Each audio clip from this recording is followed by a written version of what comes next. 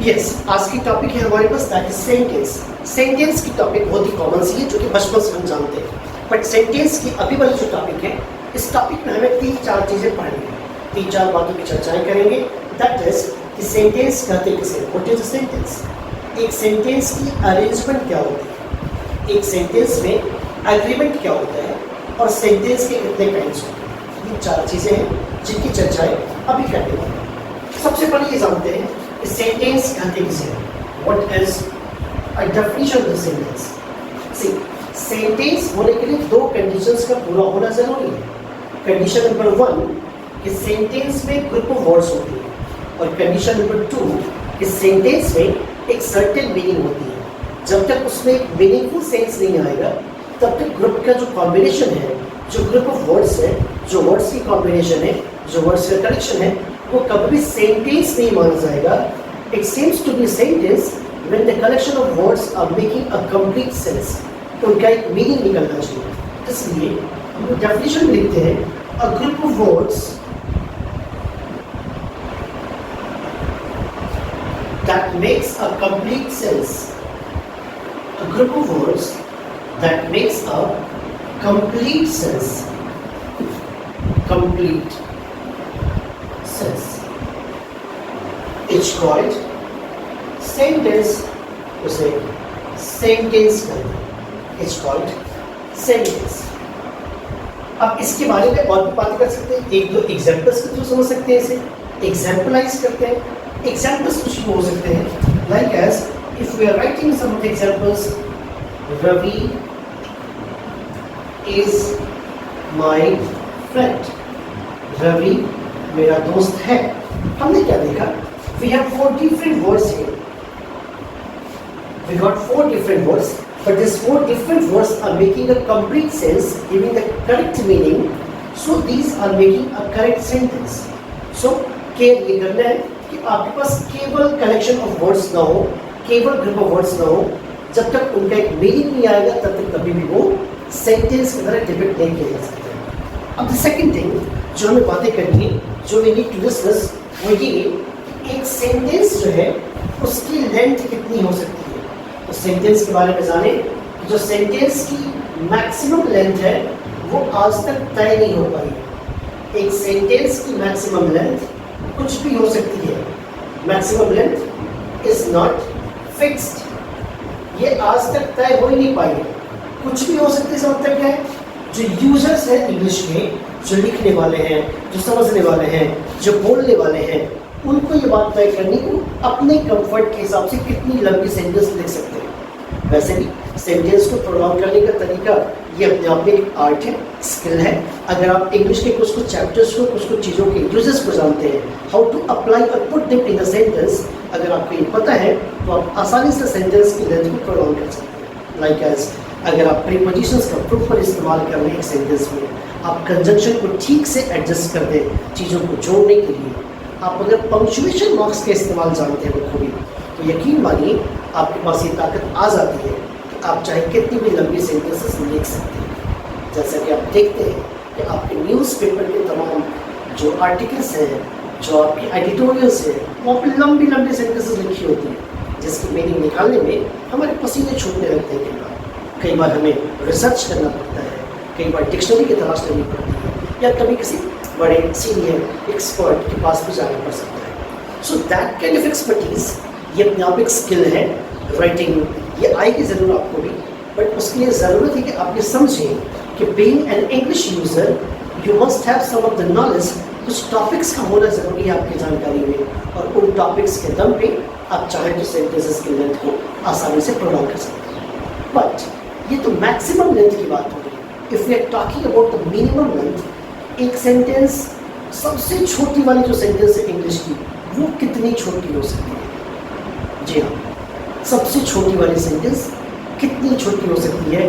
तो वो हो सकती है 1 वर्ड की, सिंगल वर्ड। जो कि आपको पता है कि एक सेंटेंस इंग्लिश की जो है वो एक फुल स्टॉप के साथ ही कंप्लीट हो जाती है। A sentence of English gets perfection when a full stop is being used।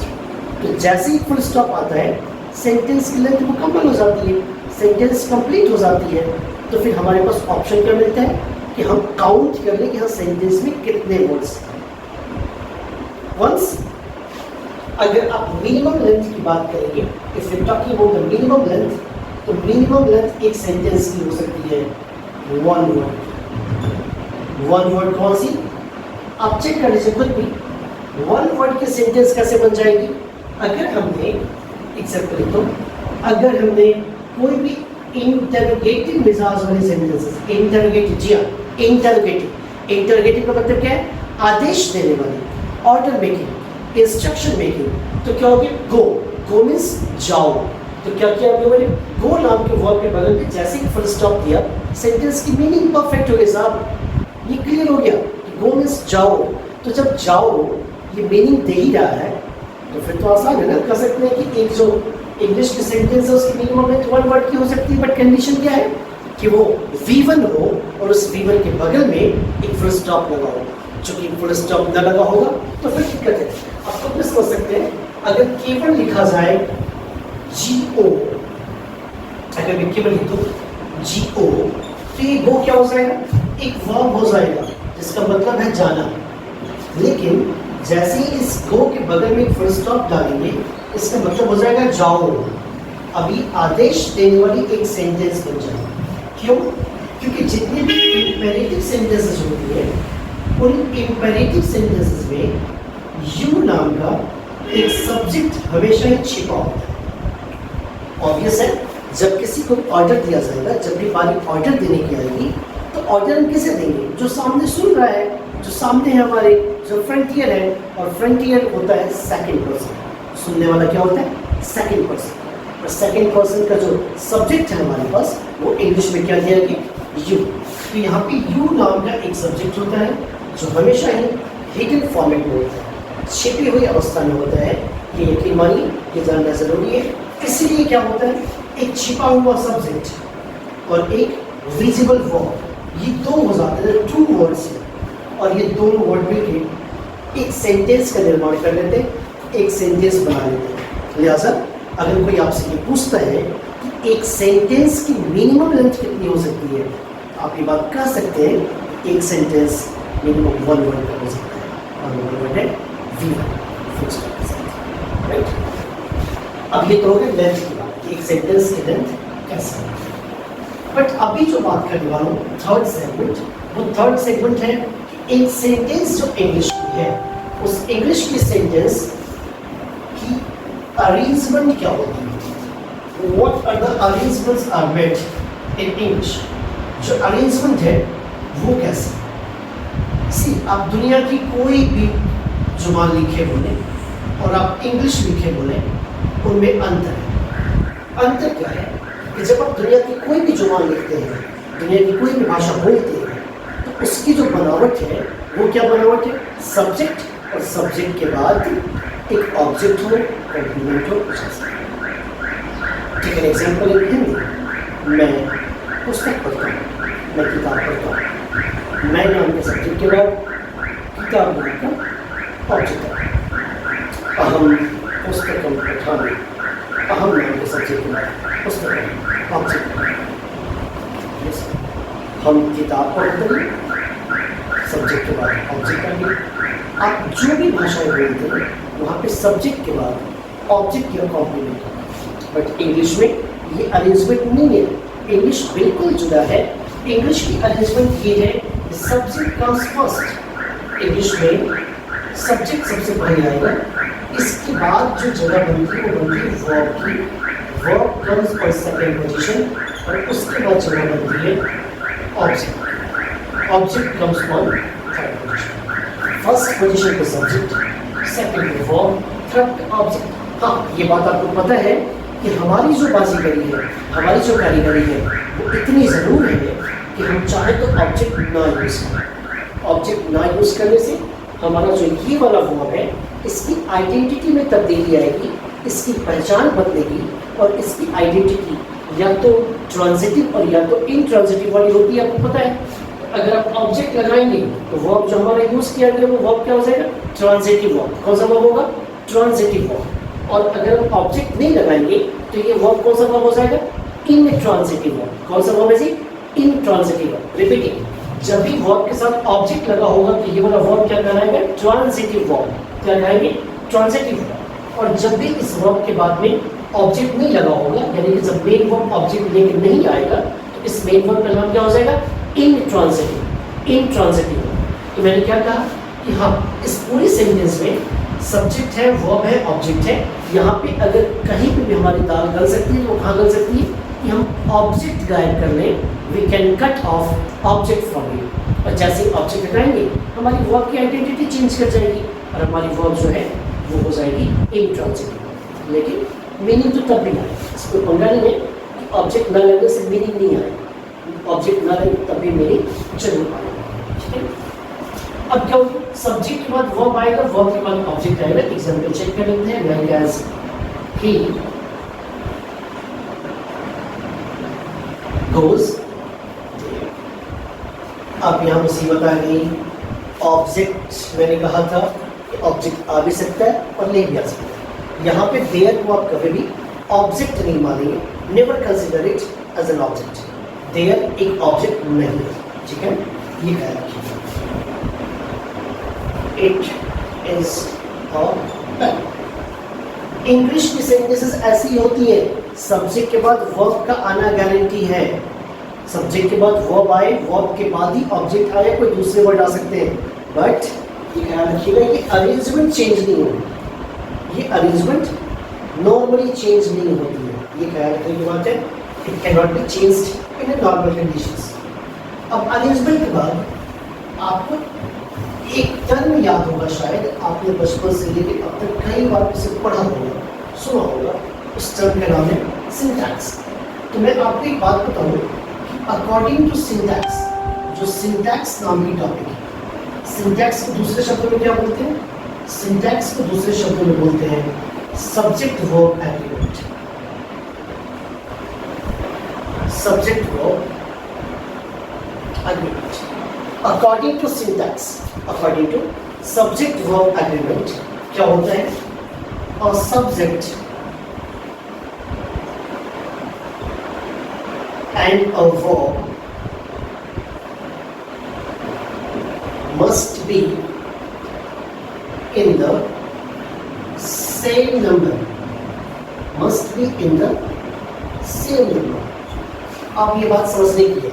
क्या कहा कि सब्जेक्ट और वर्ब दोनों का सेम नंबर में होना जरूरी है। Same number, what do we mean by same number? Same number का मतलब है कि या तो सब्जेक्ट और वर्ब दोनों सिंगुलर में होंगे या तो सब्जेक्ट और वर्ब दोनों प्लूरल में होंगे। ऐसा नहीं हो सकता है कि सब्जेक्ट हमारा सिंगुलर हो जाए और वर्ब हमारा प्लूरल हो जाए, या सब्जेक्ट हमारा प्लूरल हो जाए और वर्ब हमारा सिंगुलर हो जाए। It is not possible. करना क्या होगा? अगर सब्जेक्ट सिंगुलर है तो वर्ब भी सिंगुलर होगा, अगर सब्जेक्ट प्लूरल है तो वर्ब भी प्लूरल होगा। इन दोनों का एक ही नंबर में होना जरूरी है, वो must be in the same. ये ख्याल रखने की बात है। ये हमारी अग्रीमेंट है इंग्लिश की दुनिया में। आपको ये बात शायद यहाँ समझ में आ जाएगी कि हम लोगों ने पिछली क्लास में जो कंडीशंस पढ़े थे, कैसे कौन सी कंडीशंस हैं जिन कंडीशंस के दम पे क्या करेंगे हम अपने किसी भी वर्ब में SES और IES लगाएंगे, वो यही वाली कंडीशन। कैसे? चूंकि हमें अपने सिंगुलर सब्जेक्ट के साथ सिंगुलर वर्ब पे यूज करना है, सिंगुलर सब्जेक्ट के साथ सिंगुलर वर्ब पे यूज करना है। तो हम जैसे लिखेंगे शी गो टू मार्केट, हम क्या पाते हैं कि शी नाम का जो सब्जेक्ट है ये सिंगुलर सब्जेक्ट है, दैट इज सिंगुलर। जबकि हमारा गो जो है वो V1 है और V1 हमेशा प्लूरल होता है। ये वाली बात गलत हो जाएगी, क्योंकि सिंटैक्स क्या बोलता है? सब्जेक्ट और वर्ब दोनों का एक ही नंबर में होना जरूरी है, इन द सेम नंबर। और जब सब्जेक्ट हमारा सिंगुलर नंबर में है तो वर्ब को सिंगुलर नंबर में करना पड़ेगा। तो हम इसको सही करेंगे और इसको बनाएंगे शी गोज टू मार्केट। अब क्या हो गया? शी जो है सिंगुलर सब्जेक्ट है और हमने क्या किया? V1 में SES जोड़ के इसको सिंगुलर वर्ब बनाया। अब जाके ये बात सही होगी, क्योंकि सिंटैक्स की थ्योरी सही होगी, सिंटैक्स की थ्योरी सेटिस्फाइड होगी। सिंटैक्स यही बात बोलता है कि अगर सब्जेक्ट हमारा सिंगुलर है तो हमारे वर्ब को सिंगुलर होना पड़ेगा, अगर सब्जेक्ट हमारा प्लूरल है तो हमारे वर्ब को प्लूरल होना पड़ेगा। एक सिंगुलर एक प्लूरल नहीं हो सकता। ठीक है, इसमें आप एक आसान सी बात समझ सकते हैं कि इस पूरे रूल में एक एक्सेप्शन भी है, वो है आई। आई एक ऐसा सब्जेक्ट है जिसके साथ कभी सिंगुलर वर्ब का इस्तेमाल किया जाता है तो कभी प्लूरल वर्ब का इस्तेमाल किया जाता है। आई नाम के सब्जेक्ट के साथ आप कई बार देखते हैं कि आपने आई हैव यूज किया, हैव एक वीवर है तो प्लूरल वर्ब है, जबकि आपने आई वॉज यूज किया जो कि वॉज एक सिंगुलर वर्ब है। तो आई को इस सिंटैक्स के दायरे से अलग रखा गया है। बाकी जो है उनमें ख्याल रखना है कि बाकी सब्जेक्ट्स के साथ अगर वो सब्जेक्ट सिंगुलर है तो वर्ब सिंगुलर लेंगे, अगर वो सब्जेक्ट्स प्लूरल है तो वो वर्ब अपना प्लूरल लेंगे। ये ख्याल रखिएगा, दैट इज ओवर। सिंटैक्स में हालांकि आप आगे जाके बहुत सारे ऐसे रूल्स पढ़ेंगे कि कौन से सब्जेक्ट के लिए कौन सा वर्ब यूज किया जाता है, वो एक अच्छा खासा रूल होगा जो कि आप पढ़ेंगे, वो पूरी रूल बुक है, बट वो आगे की बात है। अभी जो चर्चा करें वो ये कि नॉर्मल सी बात समझिए कि हमारे पास एग्रीमेंट है सब्जेक्ट वर्ब का, जिसको बोलते हैं सिंटैक्स। सब्जेक्ट और वर्ब की एग्रीमेंट भी जाती है इंग्लिश में syntax. The next, which is kinds of sentences.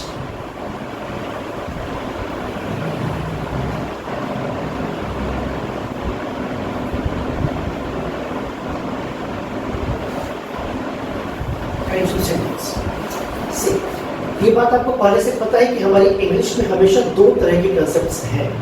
एक हमारी old concept of English, old school of English में है, वो ओल्ड थाउट है, और दूसरी क्या है, new school of English, new pattern of English. तो हमारा जो न्यू इंग्लिश ग्रामर है ये कई बार पुरानी वाली इंग्लिश ग्रामर जो थी उसको अपडेट करता है, उसमें से कुछ नया करता है, कुछ नई चीज़ें उसमें ऐड ऑन करता है, कुछ पुरानी चीज़ों को उसमें से मिनिमाइज करता है, कट ऑफ करता है। ऐसा होता है, ये बात आपने पहले भी पढ़ रखी है, पहले से भी आप जानते हैं ये बात। अभी जो है जानने की बात ये है कि जो पुरानी वाली इंग्लिश थी उस पुरानी वाली इंग्लिश में 5 तरह के सेंटेंसेस होते हैं। 5 कौन सी?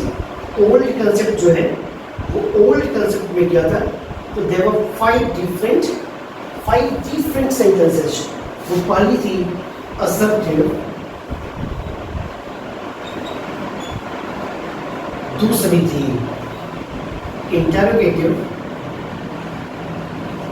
कई लोग इंट्रोगेटिव पढ़ते हैं, बस इंटरोगेटिव। तीसरी थी imperative,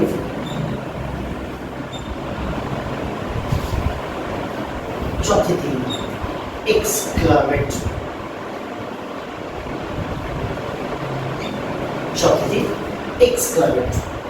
assertive, interrogative, imperative, exclamatory, and the last one was optative. अब ये ओल्ड कंसेप्ट में 5 हुआ करते थे, बट जो हमारी न्यू कंसेप्ट आई, जो न्यू इंग्लिश ग्रामर आई, उस न्यू वाली इंग्लिश ग्रामर में ये 4 रह गए। असर्टिव को ऑप्ट किया गया, नंबर 1, ठीक है। इंटरोगेटिव को ऑप्ट किया, नंबर 2। इंपेरेटिव को ऑप्ट किया, नंबर 3। एक्सक्लेमेटरी को ऑप्ट किया, नंबर 4। बट ये जो ऑप्टेटिव था इसे लाके एक्सक्लेमेटरी में मर्ज कर दिया। This optative was merged into exclamatory. क्या किया?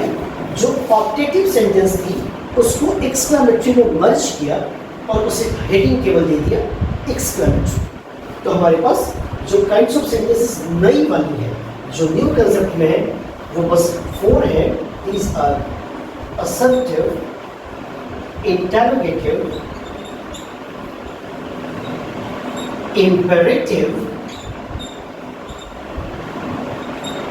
exclamatory। कितने हो गए बच्चों? कुल मिलाकर 4 हो गए। assertive sentence, interrogative sentence, imperative sentence and exclamatory sentence. We are having 4 different sentences. क्या क्या हो गया? assertive sentence, interrogative sentence, imperative sentence and exclamatory sentence, जो आज पढ़ते हैं, न्यू कंसेप्ट ऑफ इंग्लिश में पढ़ते हैं। ओल्ड कंसेप्ट में इनमें एक और ऐड ऑन था, ऑप्टेटिव सेंटेंस, वो केवल ऐड किया गया, ठीक है ना। फर्दर हमने अभी क्या की, सेंटेंस जो है, सेंटेंस को कैसे बांटते हैं, 5 हिस्सों में पहले था, कैसे बांटते थे और अब कितने हिस्सों में बांटते हैं, इसकी चर्चा की, ठीक है ना। फिलहाल अभी की वीडियो में इतना ही। इसके आगे की बात है कि ये जो सेंटेंसेस हैं इनको कैसे डिफाइन करेंगे और एग्जाम्पलाइज करेंगे कि अगले वीडियो में बात होगी। Till then, good night, bye bye.